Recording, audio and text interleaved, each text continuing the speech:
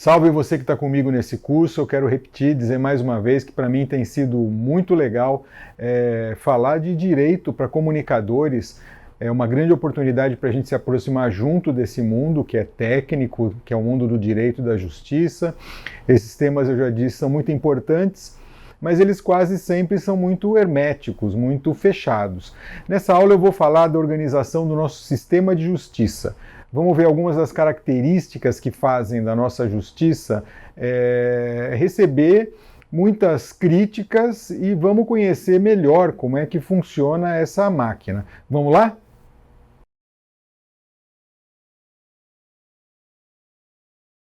O funcionamento do sistema de justiça no Brasil está definido na nossa Constituição Federal. Aliás, a Constituição Federal ela dedica um espaço enorme para a justiça. Nada menos do que 20% do seu conteúdo trata do assunto. É muita coisa, né? Considerando que ela fala de educação, fala de saúde, fala de liberdade, direitos e garantias individuais, mas o resultado é que 20% do conteúdo da Constituição se refere à justiça. Apesar de todo esse cuidado, a justiça brasileira ela é reconhecida como uma das mais caras e, infelizmente, uma das menos eficientes do mundo.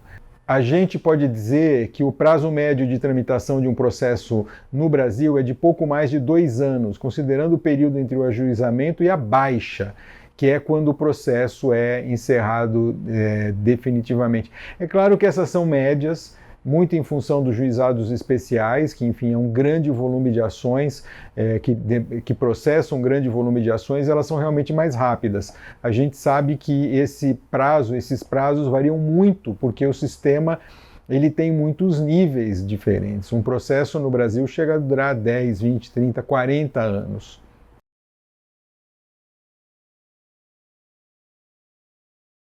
Há muitas tentativas para explicar essa lentidão toda, mas não existe, não se encontra um fator isolado. O fato é que existem 80 milhões de processos em tramitação no país. Em média, dá 4.000 processos para cada juiz.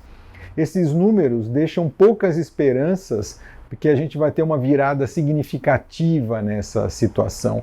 A gente tem uma outra aula que é a Justiça Fora da Justiça, a gente abordou algumas tentativas, as câmaras arbitrais, a conciliação, mas até agora elas não deram conta de atender essa demanda toda, né? Desde a aprovação da Constituição de 88, já foram feitas várias tentativas para mudar esse quadro. Como, por exemplo, a gente teve a criação dos juizados especiais cíveis e criminais. A ideia era criar procedimentos mais simples para a solução de conflitos de menor complexidade. No âmbito civil, é possível tentar resolver os problemas em audiências de conciliação e não é necessária nem a presença de advogados, né? O cidadão, a pessoa pode tentar resolver seu problema na frente do juiz, na frente da pessoa contra quem ela reclamou, sem a ajuda de um advogado. E no âmbito criminal, os juizados especiais criminais, né, eles são, na linguagem, eles são chamados de GCRIMs. Eles podem lidar com infrações de menor porte, de menor potencial ofensivo, é a palavra correta, que são aquelas com pena máxima de 2 anos. É o caso de uma agressão leve, por exemplo. Ela pode ser discutida num GCRIM.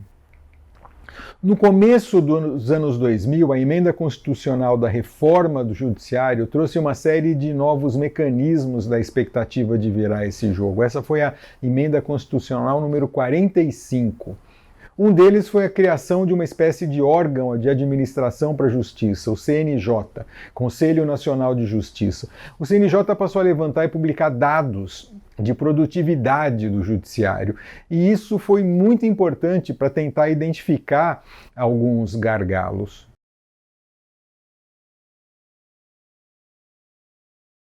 Um outro mecanismo foi a súmula vinculante, que em tese obriga juízes de todo o país a seguir certas posições adotadas pelo STF, o Supremo Tribunal Federal.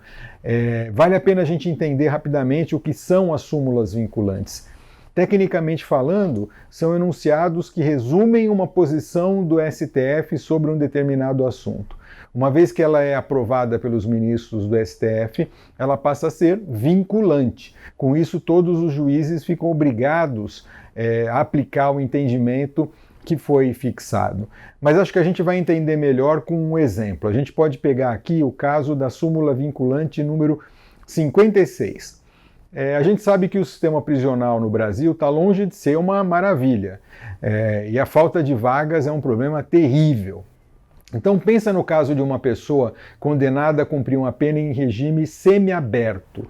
O semiaberto é aquele regime menos rigoroso, é o que o preso pode até trabalhar e voltar para a prisão só para dormir. Ele sai durante o dia para trabalhar e volta para a prisão para dormir. Mas o que acontece se não tem vaga no sistema semiaberto? Antes da súmula vinculante 56, muitos juízes decidiam que essa pessoa deveria cumprir sua pena em um regime mais rigoroso, no regime fechado. No regime fechado, não se permite que o preso saia da prisão. A súmula vinculante 56 resolveu essa questão. Ela diz o seguinte: abre aspas, a falta de estabelecimento penal adequado não autoriza a manutenção do condenado em regime prisional mais gravoso. Ou seja, o que quer dizer isso? Isso quer dizer que se não existe vaga para cumprir a pena no regime semiaberto, o preso não pode cumprir sua pena em um regime mais rigoroso, como o fechado. E a partir da edição dessa súmula vinculante, da súmula vinculante 56, nenhum juiz pode decidir diferente disso. É por isso que, de vez em quando, ficamos sabendo da decisão de algum juiz que mandou um condenado para casa por falta de vagas na prisão. Parece estranho, né? Enfim, contraintuitivo, mas é o que manda fazer o STF. E a essa altura vocês devem já se imaginar que não, nem todos os juízes, nem todos os juízes se orientam pelas súmulas vinculantes.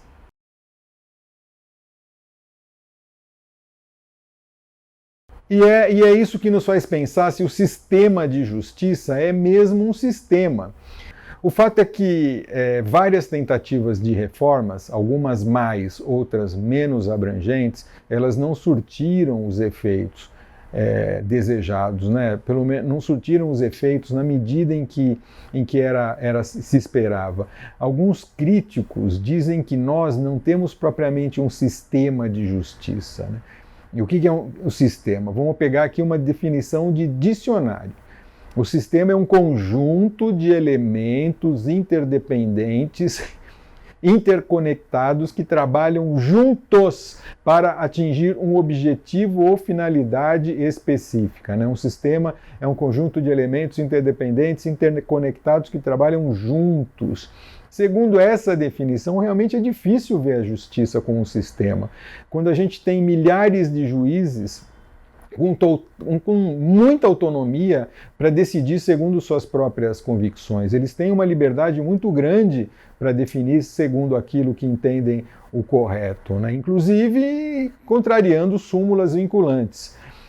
Aqui no Brasil, acontece de o mesmo juiz dar decisões diferentes para casos iguais. Veja em que ponto nós chegamos, né? O mesmo juiz dá decisões diferentes para casos iguais. E apesar de tudo, enfim, a gente listou aqui uma série de críticas, mas apesar de tudo seria uma injustiça terminar aqui com uma ideia de fracasso, né? Os problemas são grandes, mas a justiça, por outro lado, nunca esteve em tantos lugares e nunca atendeu tanta gente como hoje. Vamos seguir nessa segunda parte, detalhando um pouco a organização do sistema de justiça. A gente encerra esse trecho, essa parte da aula aqui, e vamos continuar o assunto na segunda parte. Valeu, te vejo lá.